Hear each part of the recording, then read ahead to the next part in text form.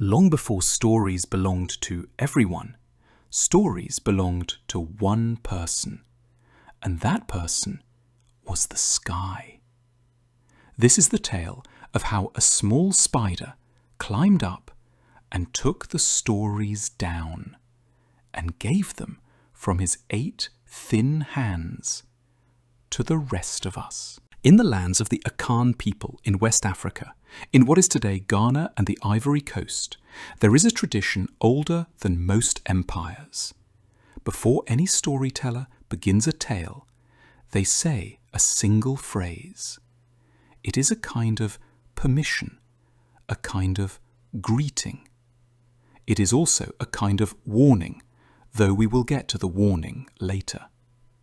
The phrase is, in the Twi language, Anansi, the spider's words.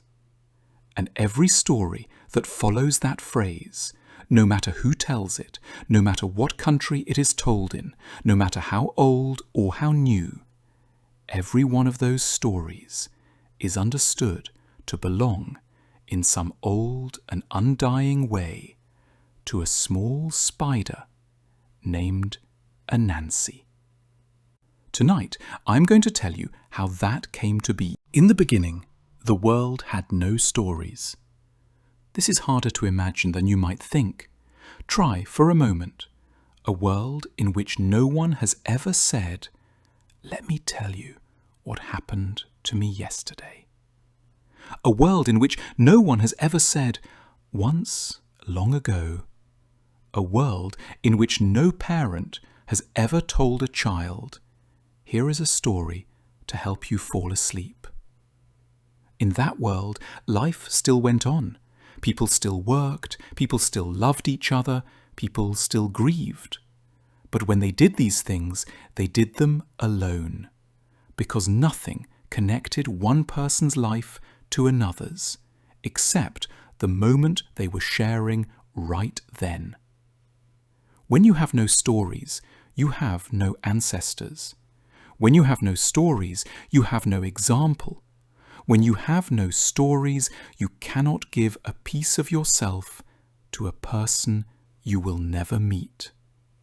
All the stories, every single one, lived in a great wooden box kept by the sky god, Nyame. And Nyame did not share them. Now, Anansi was a spider. But he was not just a spider. He was small, yes, no bigger than the joint of a man's thumb. And he had 8 legs and a round black body and a glint of red on his back like a drop of blood. But Anansi was also a person. He spoke. He thought. He had a wife named Aso. He had children, 6 of them, each of them very clever, though none as clever as their father. And one evening, sitting in the high crook of a kapok tree, watching the people below him going about their silent lives, Anansi had an idea. Someone, he said to himself, should have the stories. And if no one will, then perhaps I should. The next morning, Anansi spun a single long thread of silk from the top of the kapok tree up into the clouds. He spun it slowly, carefully, climbing as he spun until he reached the sky.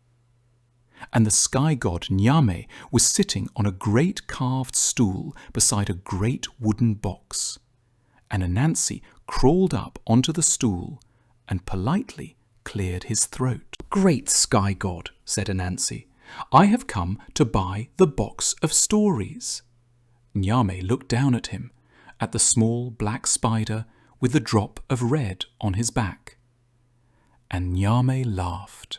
"Spider," he said, "great kings have come to buy these stories. Wealthy chiefs have come. Whole tribes have come. None of them could pay my price. And you are a spider." "What is the price?" asked Anansi. Nyame folded his hands. I will give you the stories, he said, if you bring me 4 things. The first is Onini the python, the longest snake in the forest. The second is Osibo the leopard, who has teeth that can cut a man in half.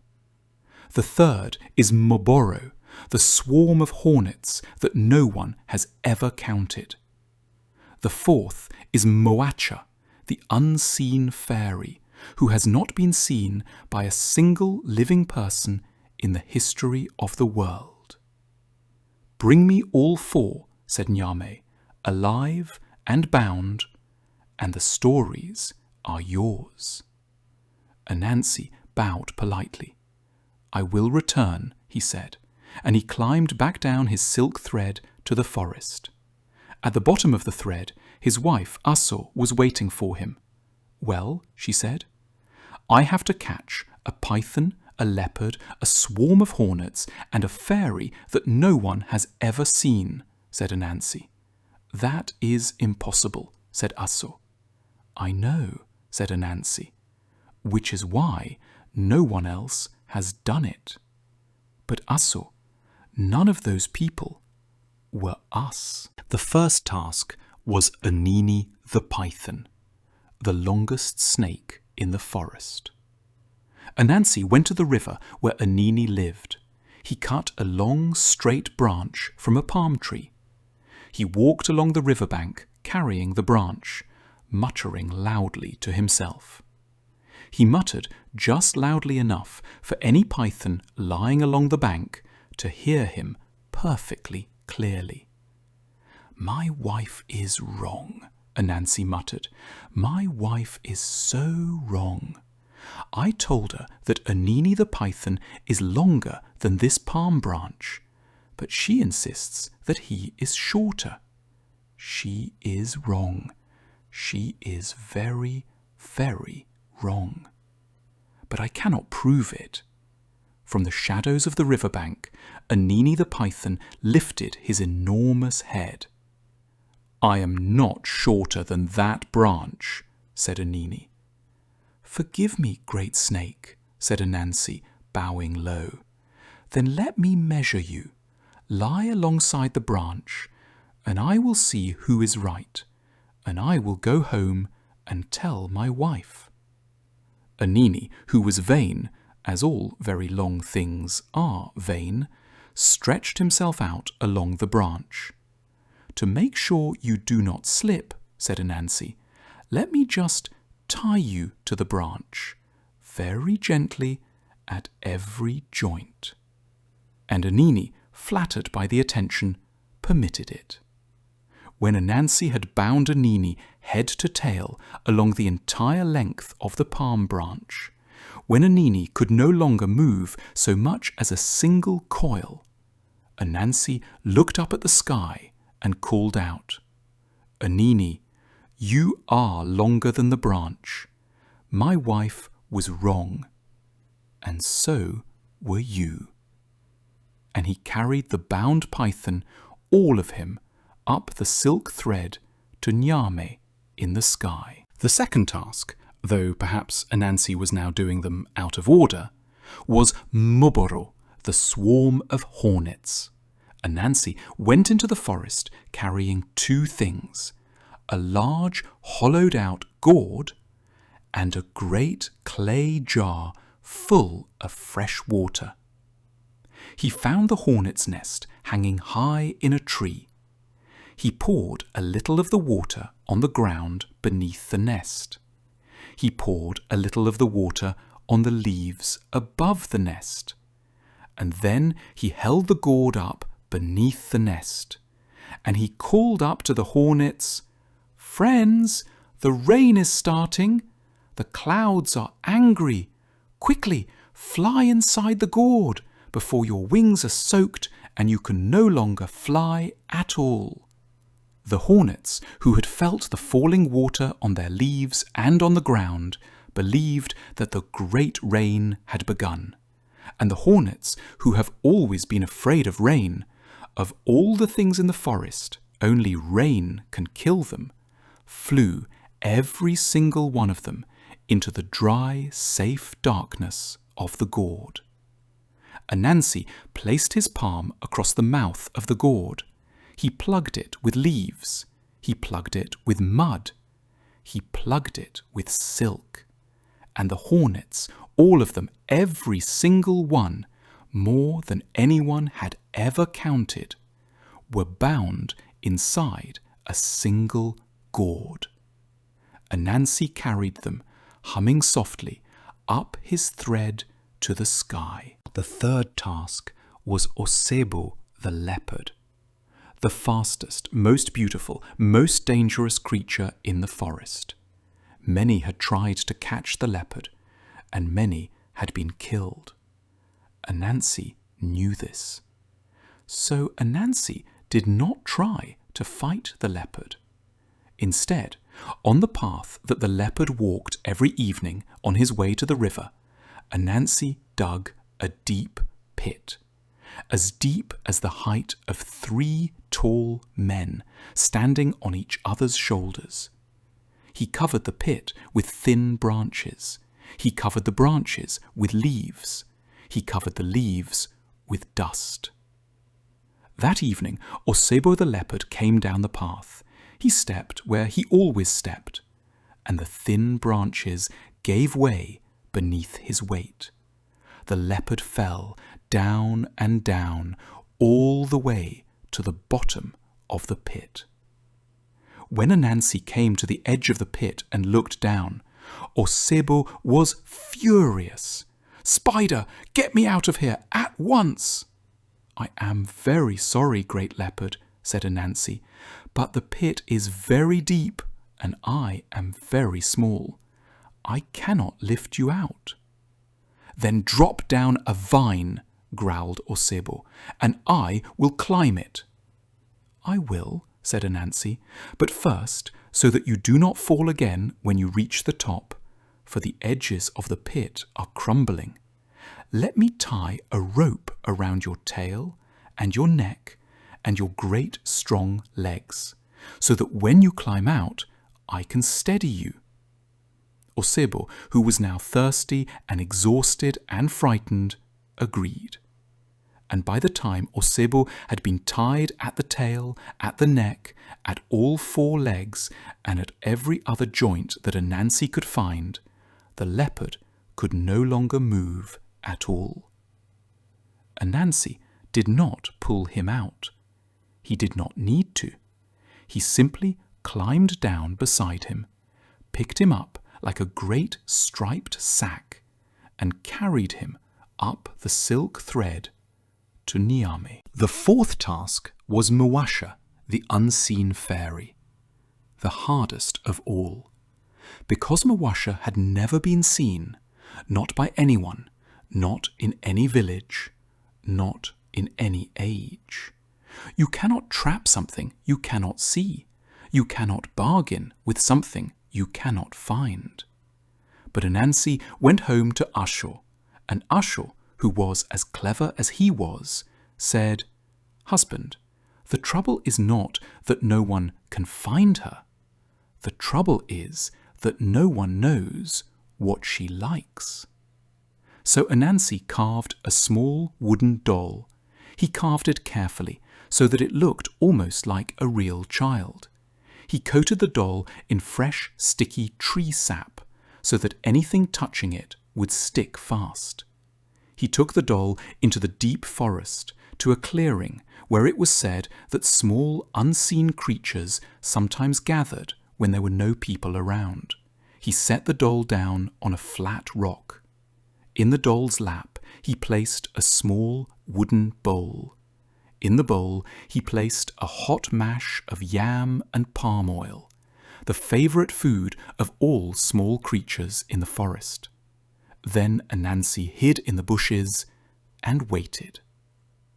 After a long time, in the dappled afternoon light, a small shape appeared in the clearing.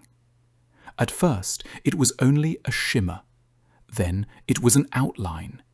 Then, at last, it was a tiny woman, no bigger than Anansi himself, with skin the colour of fresh palm wine and hair the colour of a sunset on water.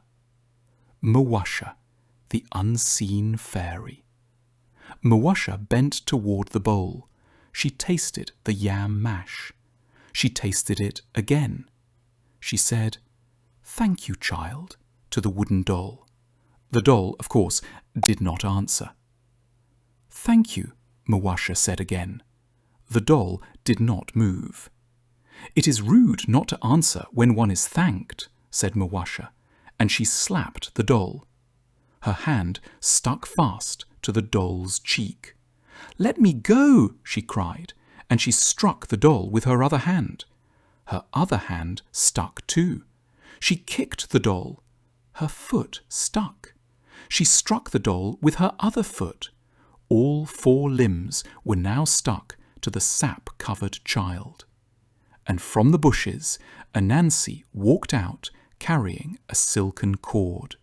He bound Mawasha gently, all 4 of her stuck limbs, and he carried her very carefully up the silk thread to the sky. Anansi laid the 4 prizes before Nyame, the sky god.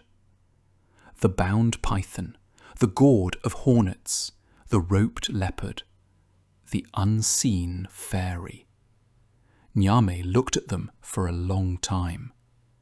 "Spider," he said at last, "great kings could not do this, whole tribes could not do this.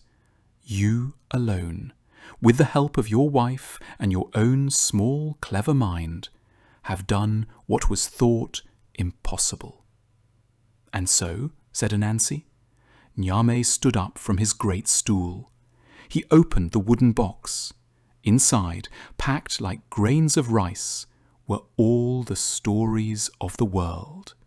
Stories of love, stories of war, stories of fools and kings, of mothers and children, of the dead and the still to be born. Every single one. "They are yours," said Nyame. And Anansi took the box, and as he carried it down his silk thread, the box opened, and the stories spilled out. Every single one into the air of the world. They flew on the wind, they landed in fields, they settled in cooking fires, they drifted into the ears of children. By morning, every single person on earth had at least one story to tell. And that, my friends, is why even today, when a storyteller in Ghana or in Jamaica or in the Carolinas or in any of the places where the children of West Africa have ever lived, when any of them begin a story, they say first the word Anansi Sem, spider's words, because the spider went up, and the spider brought the stories down, and the spider gave them freely from his 8 thin hands to all of us. There is one last thing to know about this tale. In the Akan tradition, when a storyteller begins by saying Anansi Sem, the listeners are expected to answer back. They are expected to say a single word in return. Yaye. Yaye means roughly, we are listening. But it means more than that. It also means we accept that this might not be entirely true. We accept that the spider was a trickster. We accept that some of what comes next will be a lie for our own good. This is the warning I told you about at the beginning.